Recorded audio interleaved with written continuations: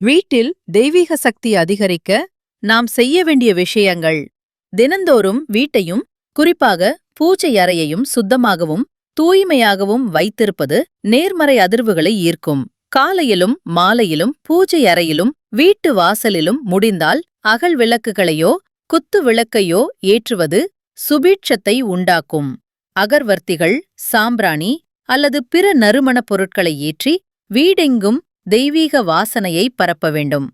தினமும் தெய்வங்களுக்கு புதிய வாடாத பூக்களை சமர்ப்பிப்பது மனதை அமைதிப்படுத்தி நேர்மறை எண்ணங்களை உருவாக்கும்.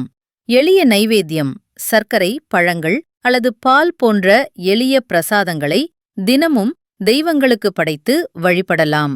உங்களுக்கு பிடித்த தெய்வங்களின் நாமங்களையோ மந்திரங்களையோ ஊதா, ஓம் நமோ நாராயணாய, ஓம் நம சிவாய தினமும் அமைதியாக ஜபிப்பது மனதை ஒருநிலைப்படுத்தும். காலையில் குளித்து முடித்து பூஜையறையில் சிறிது நேரம் செலவழிப்பது அன்றைய தினத்தை அமைதியாக்கும்.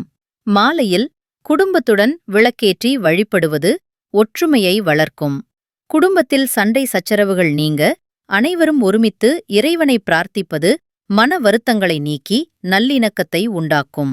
பூஜையின் போது அவசரப்படாமல் சில நிமிடங்கள் அமைதியாக அமர்ந்து மனதை ஒருமுகப்படுத்தி தியானிப்பது ஆழ்ந்த மன அமைதியை தரும். பூஜை செய்யும்போது இறைவனின் மீது முழுமையான நம்பிக்கை வைப்பதும் வாழ்க்கைக்கு கிடைத்த அருளுக்காக நன்றி செலுத்துவதும் மனதை நிறைவடையச் செய்யும்.